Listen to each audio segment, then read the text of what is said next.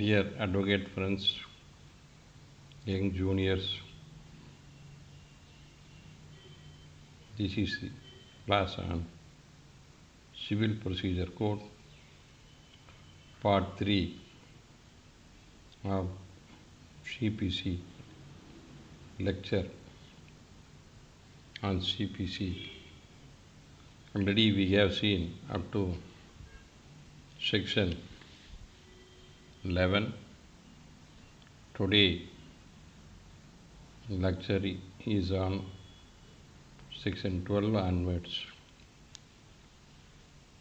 இந்த உரிமையியல் நடைமுறை சட்ட பதிவானது மூன்றாவது பதிவாகும்.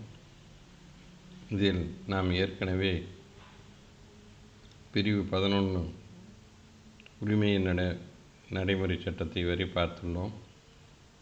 இந்த பதிவானது உரிமையியல் நடைமுறை சட்டம் 12 அதற்கு பின்னால் வரும் பிரிவுகளை பற்றி பதிவு செய்யப்படுகிறது.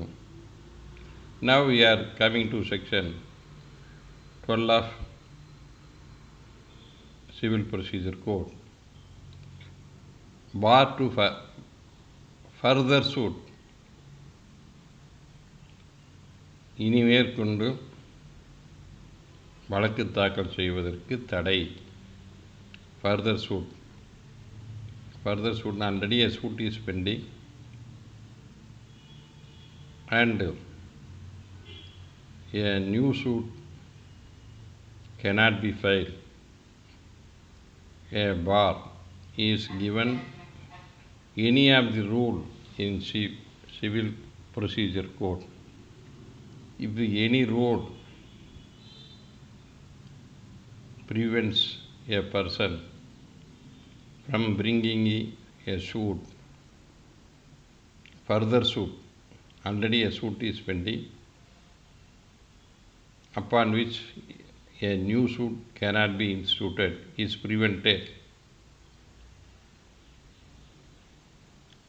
That is, a bar is prescribed in the Civil Procedure Code rules. Then that bar can be taken into account. ஒரு பிரிவு 12 ஏற்கனவே ஒரு வழக்கு தாக்கல் செய்யப்பட்டு பின்னிட்டு மீண்டும் ஒரு வழக்கை தாக்கல் செய்வதற்கு சில தடைகள், அதாவது சில தடைகள் உரிமையியல் நடைமுறை சட்ட விதிகளில் தடை வழங்கப்பட்டு இருக்குமானால் அந்த தடையின் அடிப்படையில் மீண்டும் ஏற்கனவே வழக்கு நிலுவையில் உள்ள பொழுது புதிய வழக்கினை தாக்கல் செய்வதற்கு விதியில் தடை இருக்குமானால் புதிய வழக்கினை தாக்கல் செய்ய முடிவதற்கு தடை என்ன என்பதுதான் பிரிவு 12 பார்க்க போகிறோம். When a plaintiff is precluded or is prevented by rules, that is the rule, first schedule, rules, from instituting further suit, a new suit, from instituting, filing, further instituting, from filing a new suit in respect of particular cause of action, in respect of particular cause of action. So, on the basis of cause of action, already a suit is filed. On the same cause action, you cannot file a subsequent suit. That is, it is a bar instituting on particular cause of action to file a multiple suits. Order 2 is the how to be a suit should be framed. Framing of suit. This is the example order 2. So, for particular cause of action, you have to institute only one suit. You cannot be allowed to bring more than one suit on particular cause of action. That is the, so you cannot multiplying the suits on the same cause of action. It is in order to protect the defendants or party interested, in order to get rid of that property by the defendants, a wealthy person can file any number of suits. So he is not capable of defending financially and other things. He left the property without contesting the suit. So Civil Procedure Code rules itself prescribe for one particular cause of action, you have to file one suit. Further suit on the same cause of action is prevented. That is the bar under section 12. இப்போ பிரிவு 12இல் என்ன தடையாணை என்று சொல்லப்படுகிறது என்றால், ஏற்கனவே ஒரு வழக்கு மூலம் ஏற்பட்டிருக்கணும். அந்த வழக்கு மூலத்தின் அடிப்படையில் ஒரு தாவா தாக்கல் செய்து நிலுவையில் இருக்கும் பட்சத்தில் அந்த வழக்கு மூலத்தின் அடிப்படையில் மேலும் வழக்குகள் தாக்கல் செய்வதற்கு உரிமையின் நடைமுறை சட்ட விதியில் ஏதாவது தடை இருக்குமானால் அதன் அடிப்படையில் மீண்டும் புதிய வழக்கு தாக்கல் செய்வது தடை செய்யப்படுகிறது. That is the bar. Such cause of action in any court, not only that court, in any court which this code is applied. The Civil Procedure Code, which is applicable to throughout India, all courts. Then, in any other court, in any other place, a further suit cannot be filed. So there is a bar. அதனால் ஒரு வழக்கு மூலத்தின் அடிப்படையில் தாக்கல் செய்த பின்னிட்டு அதே வழக்கு மூலத்தை வைத்து பல்வேறு வழக்குகளை தாக்கல் செய்து கொண்டே இருக்கும். ஒரு குறிப்பிட்ட கால இடைவெளி விட்டு இந்த பரிகாரம், அடுத்த ஒரு பரிகாரம், அடுத்த ஒரு பரிகாரம் என்று தாக்கல் செய்து கொண்டே இருந்தால் சில நபர் தங்களுக்கு வசதி இல்லை என்ற காரணத்தினால் ஒரு வழக்கு முடிகிறது, அதே கேஸ் ஆஃப் ஆக்ஷன் வச்சு இன்னொரு சூட்டை போடுறது, இப்படி வழக்கு மேலே வழக்கு போட்டால் விட்டுட்டு ஓடிடுவாங்க. அதனால் ஒருத்தர் வழக்கு போட்டே சொத்தை பிடுங்கிறது அப்படிங்கிற ஒரு அம்சம் இருக்கக்கூடாதுங்கிறதுக்கு தான் இந்த தடை வழங்கப்பட்டுள்ளது. இது கட்டளை 2இல் விலாவரியாக நாம் படிக்கப் போகிறோம். காஸ் ஆஃப் ஆக்ஷனுக்கு எப்படி சூட்டு வணையப்பட வேண்டும், framing of suit, how to frame a suit on a particular cause of action, that is the order 2. So how to frame a suit in particular cause of action is defined in order 2. So the order 2 விதி 2 கட்டளை 2 என்ன சொல்கிறது என்றால், ஒரு வழக்கு மூலத்தில் எவ்வாறு ஒரு தாவாவை வடிவமைப்பு செய்து தாக்கல் செய்ய வேண்டும் என்பது வரையறை செய்யப்பட்டுள்ளது. அதை அப்புறம் இது 2 பார்க்க போகிறோம். ஸோ அந்த வழக்கு மூலத்தின் அடிப்படையில் என்னென்ன பரிகாரங்கள் கேட்க வேண்டுமோ அவை அனைத்தும் ஒரே வழக்காக தாக்கல் செய்ய வேண்டும். ஒரு பரிகாரத்தை விட்டுவிட்டு பின்னால் மீண்டும் ஒரு தாவாவை தாக்கல் செய்து விட்டு போன பரிகாரத்தை குறித்து இன்னொரு வழக்கை தாக்கல் செய்ய இயலும் என்றால் இயலாது. அதற்கு தடை ஏற்படுத்தப்பட்டது. அது எந்த நீதிமன்றமாக இருந்தாலும் சரி, அதற்கு இந்த உரிமைய நடைமுறை சட்டம் எங்கெங்கு அமலில் உள்ளதோ, எந்த பகுதியில் அமல்படுத்தப்பட்டுள்ளதோ அந்த நீதிமன்றங்களில் மீண்டும் ஒரு வழக்கினை தாக்கல் செய்யக்கூடாது என்பது தடை விதிக்கப்பட்டுள்ளது என்பதால் பிரிவு 12 ஆகும். Then foreign judgement when conclusive, section 13. Next section.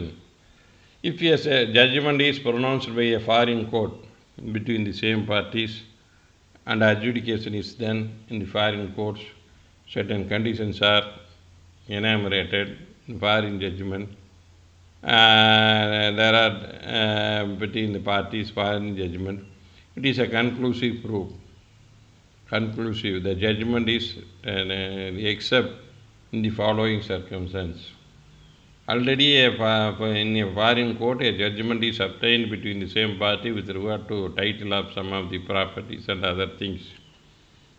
Then the litigation, the following exception is that it is not pronounced by the competent. ஒரு வெளிநாட்டு நீதிமன்றம் ஒரு வழக்கில் தீர்ப்பு சொல்லப்பட்டால் அதே முடிவானதாக எடுத்துக்கொள்ள வேண்டும். அதற்கு அதே விலக்குகள் என்னவென்றால், அது அதிகார வரம்பில்லாத நீதிமன்றத்தால் நடத்தப்பட்டிருந்தால் அதை எடுத்துக்கொள்ள வேண்டியதில்லை. அதே சமயம் அது merit, if it is not based on merits, X party order like, so it is not based on merits, அது கண்டெஸ்ட் பண்ணி வழங்கப்படவில்லை என்றாலும்,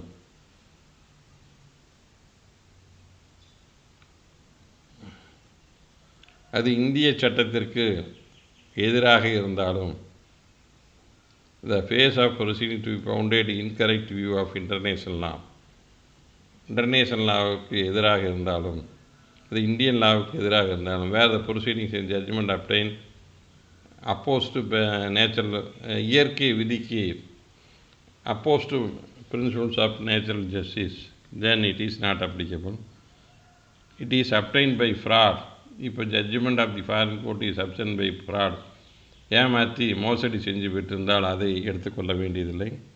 வேர் it sustain founded with breach of any law in India, இந்திய சட்டத்தை ஒருவர் மீறியிருந்தால் அதை பொறுத்து வெளிநாட்டு நீதிமன்றம் தீர்ப்பு வழங்கியிருந்தால் அதை எடுத்துக்கொள்ள முடியாது. Breach of Indian law should be tried by Indian courts but not foreign courts. That is the 6 conditions are enumerated. So presumption as to foreign judgment. எப்பொழுது ஃபாரின் ஜட்ஜ்மெண்ட் இதை பொறுத்து யூகம் செய்து கொள்ளலாம் நீதிமன்றம். ஸோ ஒரு வெளிநாட்டு judgement presumed to be, shall presume. So it is must presume that it is a properly given. It is certificate copy is produced, then it is judgment was pronounced by competent court. Court shall presume that it is a very good judgment, unless presumption may be displaced by proving want of jurisdiction. If somebody want to, it is not proper judgment, otherwise the court can take it. இப்போ ஒரு வெளிநாட்டு தீர்ப்பு முறையான நீதிமன்றத்தால் விசாரித்து வழங்கப்பட்டிருக்குமானால் அதை நீதிமன்றம் சரியானது என்று யூகம் செய்து கொள்ளலாம். அதுக்கு டிஸ்கிரிஷனே கிடையாது. அது அவ்வாறு பெறப்படவில்லை என்பது நிரூபிக்கப்பட்டால் மட்டுமே அந்த யூகத்தை மறுதளிக்கலாம் என்பதுதான் பிரிவு 14. அடுத்து next, place of suing. CPC, where a suit should be instituted. We have to file a suit. In which court we have to file suit?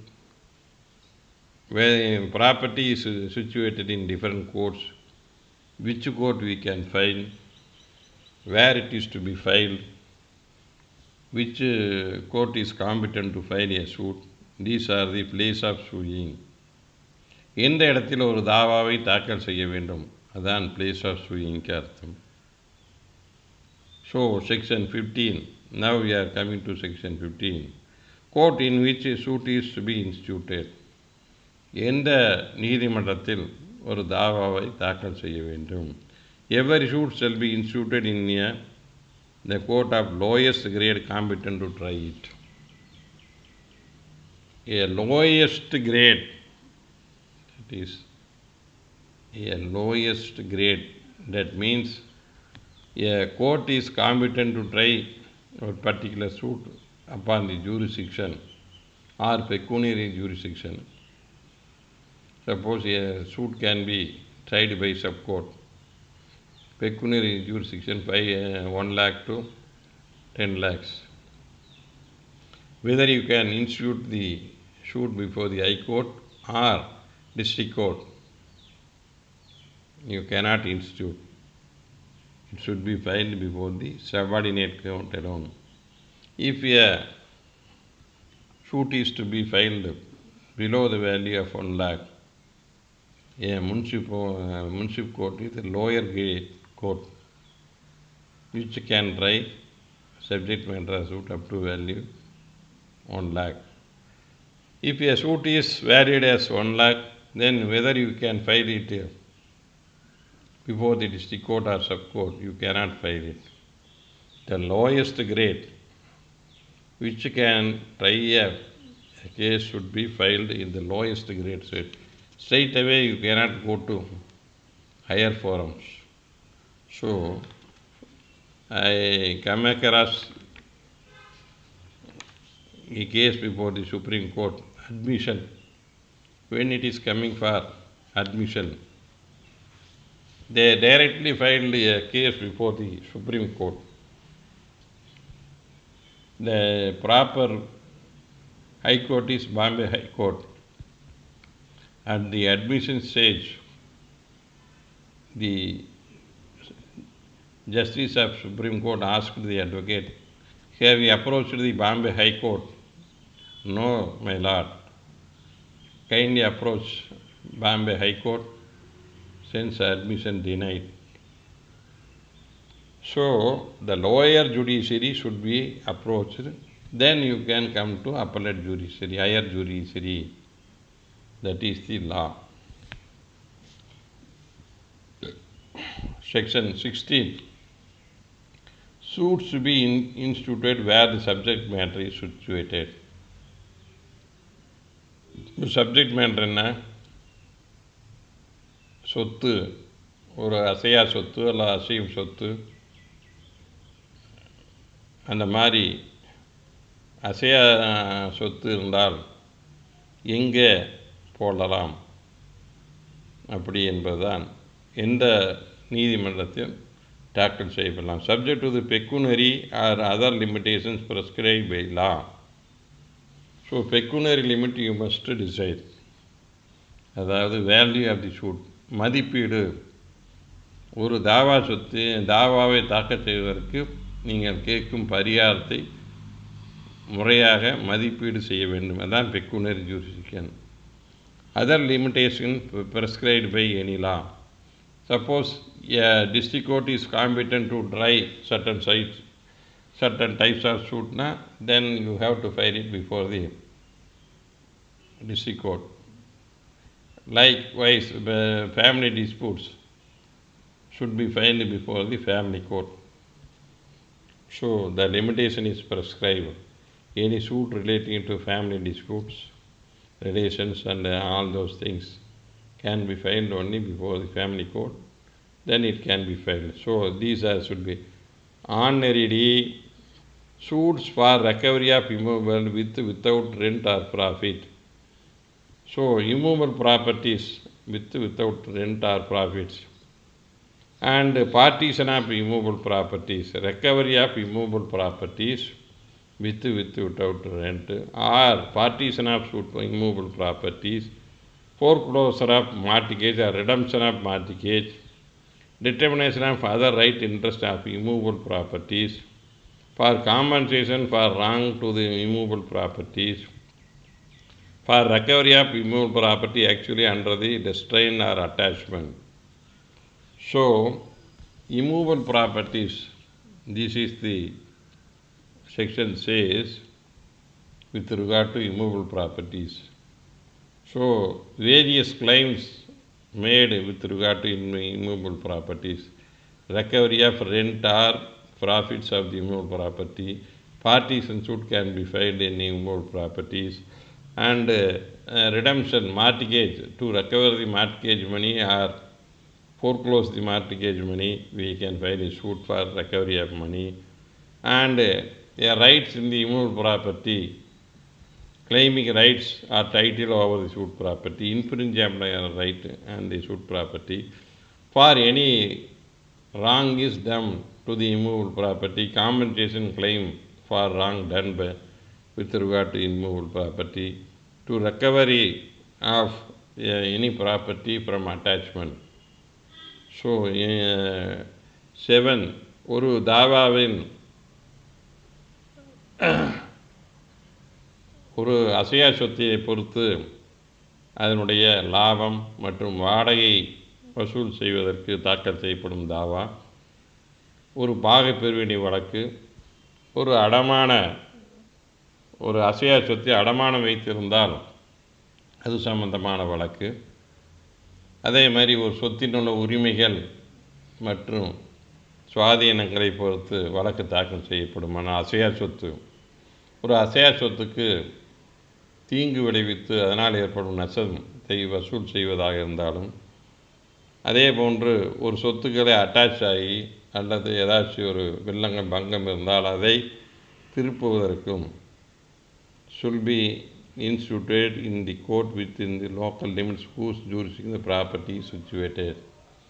So, in which jurisdiction immovable property is situated should be filed. So, 16 என்ன சொல்கிறது என்றால், ஒரு அசையா சொத்து எந்த நீதிமன்ற ஆளுகை வரம்பிற்குள் அமைந்துள்ளதோ அந்த நீதிமன்றத்தில், இப்போ உங்களுடைய property value 1,00,000 கீழேனா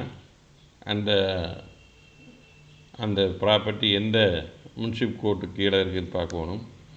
if value is less than 1 lakh, in which municipal court it can be filed under in the which jurisdiction of municipal court it is situated, you have to see and file it before the concerned municipal court. Likewise, in sub court, in which sub court the property is situated, you have to file your suit before the subordinate court. இப்பொழுது ஒரு சொத்தானது சார்பு நீதிமன்ற அதிகார வகைக்குள் இருந்தால் அந்த சார்பு நீதிமன்றத்தில் தாக்கல் செய்ய வேண்டும். அதே போன்று ஒரு மாவட்ட நீதிமன்ற அதிகார வரம்புக்குள் ஒரு மாவட்டத்திற்குள் இருக்குமானால் அந்த மாவட்ட நீதிமன்றத்தில் அந்த தாவா உள்ள சொத்துள்ள இடத்தில் தான் வழக்கை தாக்கல் செய்ய வேண்டும். ஆகவே whenever you are filing a suit before any court with regard to immovable property within whose local limit the property is situated, the suit should be filed within that jurisdiction of that court. So ஒரு நீதிமன்ற சொத்து, அசையா சொத்து எந்த நீதிமன்ற ஆளுகை வரம்பிற்குள் அமைந்துள்ளதோ அந்த ஆளுகை வரம்பிற்குள்ள நீதிமன்றத்தில் மட்டுமே நீங்கள் அந்த வழக்கை தாக்கல் செய்ய வேண்டும்.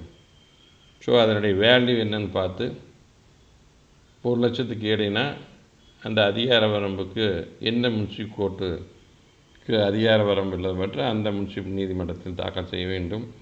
அதே போன்று அந்த சொத்தின் மதிப்பு 1,00,000 10,00,000 வரை இருந்தால் அது எந்த சார்பு நீதிமன்றத்தில் வருகிறது என்பதை பார்த்து அந்த நீதிமன்றத்தில் சார்பு நீதிமன்றத்தில் தாக்கல் செய்ய வேண்டும். எந்த 10,00,000 மேல் போனால் எந்த மாவட்டத்தில் அந்த சொத்து உள்ளதோ அந்த மாவட்ட நீதிமன்றத்தில் அந்த வழக்கை தாக்கல் செய்ய வேண்டும் என்கிறது. So the property means situated in India. Provide a suit relief and compensation wrong and shall be obtained through personal obedience and instituted in a court where within the property situated within local limits whose defendant actually voluntarily carries on by personally works bargain. So இது எந்த territory இது வழங்கப்படலாம் என்று கூறப்பட்டுள்ளது. Jurisdiction of civil court, this is the entertaining suit if land is situated outside the jurisdiction is civil court mortgage suit.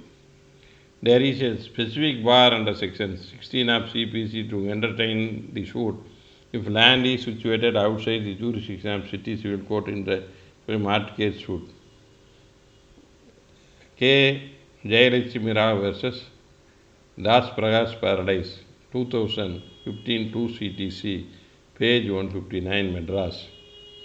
In that case, the suit property mortgaged is not within the city civil court limit, hence city civil court has no jurisdiction to entertain the mortgage suit. That is the territorial jurisdiction. So, likewise, Lakshmi Prasad versus Progodi Electronic Limited, 2008 3 Law Weekly 1, Supreme Court. AR 2008 SC, Supreme Court, page 685. So, these are the two rulings. Then section 17. When suit of immovable property situated within the jurisdiction of different courts, if a property, parties and suit is filed, if I am having the property in more than two districts, one is at Erode district and another is Tirupur district. So here all this property should be included in one partition, that is the well settled law. So if a property is situated within the different jurisdiction, a munship court property value is less than 1 lakh. There are two properties. It is one in taluk, in one particular taluk, and another property is situated in another taluk. If the property is covered under the partition is in two different munship court limits, the value is less than 1, then which court we can file? That is the section 17. Respect of compensation or wrong within the jurisdiction, a suit may be instituted any of the court within local jurisdiction and if it's is situated.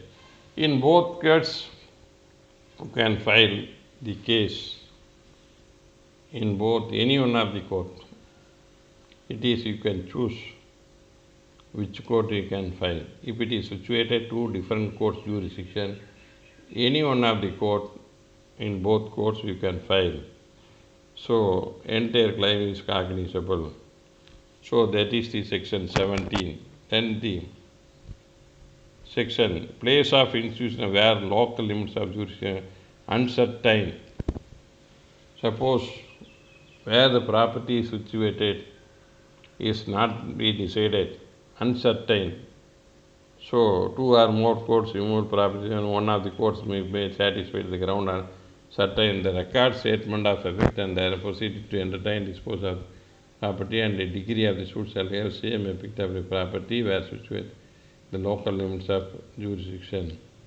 So it can be instituted when it is, and if two courts are, it is uncertain, it can be instituted based on the record statements, and you can entertain the suit where it is situated, provided a suit is won with respect to in which court is competent to try nature and value of the exercise the jurisdiction. So different properties are there, any one of the property is uncertain, if then it can be filed where it is competent to record it. எந்த நீதிமன்றத்தில் அதிகார வரம்பிற்கு உள்ளது என்று நிர்ணயம் செய்ய முடியவில்லாத இருந்தால் any may if satisfied, ஆகவே எந்த நீதிமன்றத்தை நாம் சாட்டிஸ்ஃபை பண்ணுகிறோமோ அந்த நீதிமன்றம் அந்த வழக்கினை கோப்பிற்கு எடுத்து விசாரிக்கலாம் என்பதுதான் இருக்கிறது. Suit for compensation wrongs to person or immovable properties. We have seen already up to 18 immovable property. Section 19 says person and movable properties where suit for compensation or wrong done to person. Suppose we are filing motor vehicle accident claims, that is, and movable properties, recovery of movable properties, and a loan is issued to get a car, in which place we can file a suit for recovery of money, immovable property, for loan sanctioned to buy a car. So in the movable body, if wrong was done within local limits, if we see wrong is done in which jurisdiction, that is the jurisdiction of the court. Where wrong is committed, that is the jurisdiction. If the defendant resides and carries on the business person he works gain, which is in the local limits jurisdiction another court, the suit may be instituted upon the option of either of the said court. If where wrong is committed or within the jurisdiction where the defendant resides, it is option of the plaintiff, he can choose any one of the jurisdiction to file the case. So A is residing in Delhi, beats B in Calcutta. B may sue either in Calcutta or Delhi. இப்பொழுது a suit was filed for beating a person residing at Delhi, but assault was done in Calcutta. So you can file either at Delhi or in Calcutta. That is the section 19 of this is the ruling. Jai Hind Railways Private Limited, Mumbai versus MS Hindustan Motors Limited, 2010 Law Weekly Criminal, 4 Law Weekly Criminal, page 215. So these are the section 20. Other suits to be inserted where the defendant resides or cause of action arise. We have seen immovable property or wrong done against a person or with regard to movable property. Any other suits which can be instituted. It can be instituted where the defendant is residing or where the cause of action arose. So இப்போ ஏற்கனவே தனி மனிதனுக்கும் அசையும் சொத்துக்களை பொறுத்து எங்கு தாக்கல் செய்யலாம் என்று ஏற்கனவே பார்த்தோம். எங்கு தவறு நடந்ததோ அங்கும் தாக்கல் செய்யலாம், அல்லது இந்த தாக்கிய நபர் எங்கு இருந்தாரோ அங்கேயும் தாக்கல் செய்யலாம் என்று பார்த்தோம். இதில் அசையும் அசையா சொத்துக்கள் மனிதனுக்கு தவிர வேறு வகையான வழக்குகளாக இருக்குமானால் பிரதிவாதி எங்கு குடியிருக்கிறாரோ அல்லது வழக்கு மூலம் எங்கு நடைபெற்றதோ அங்கு தாக்கல் செய்யலாம் என்பது பிரிவு 20. Subject to the limitation, ever suit shall be instituted in a court with no force jurisdiction. The defendant or each defendant were more than one defendant, commencement of suit actually voluntarily resides carrying business or person. If a business transaction between two persons, one is at Erode, another is at Madras. A person wants to file a suit. It can be, if a defendant is residing at Madras, it can be filed at Madras. So against whom the suit is to be filed? A person against carrying business at Madras, suits to be filed, then suit can be filed in Madras. Or cause of action where arose. At Erode it is one of the cause of action place, and it can be filed at Erode also. So any person where more than one person, commencement of suit are actually voluntary resides, either person he works against or offers an institution. The cause of action wholly, partly or arises. So where the cause of action arises, corporation shall be deemed to carry on the business at its sole or principal place in respect any cause and any place where it is subordinate office. So if it is a corporate office, that is registered in the company's laws, where it is principal office or agents, and the principal office where in the respect of cause of action or subordinate office, it can be filed. So ஒரு பதிவு செய்யப்பட்ட கம்பெனியில் அதனுடைய முதன்மை வியாபார ஸ்தலம் எங்குள்ளதோ அங்கேயோ அல்லது அதனுடைய கிளை எங்கு இருக்கிறதோ அங்கேயே எங்கு வழக்கு மூலம் நடைபெற்றதோ அந்த நீதிமன்றத்தில் வழக்கு தாக்கல் செய்யலாம். Ruling. Jurisdiction of High Court. There is a little doubt that the principal forum of convenience, though not applicable to have a role of play insofar as consideration general grave leave under class letter of pattern is concerned, in various ways as to its expression is used, and the balance of convenience forum convenience. The tests apply substantially forum which are called forum convenience and the jurisdiction of civil procedure is different from the class of letter of pattern.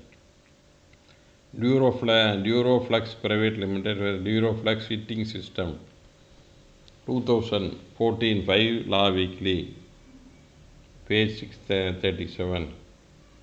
Other equivalent citation 2015 1 MLJ, page 774. So these are the jurisdictions. So with this I conclude the class of jurisdiction where a suit can be instituted. This is the part 3 of Civil Procedure Code. Thanking you for watching my class.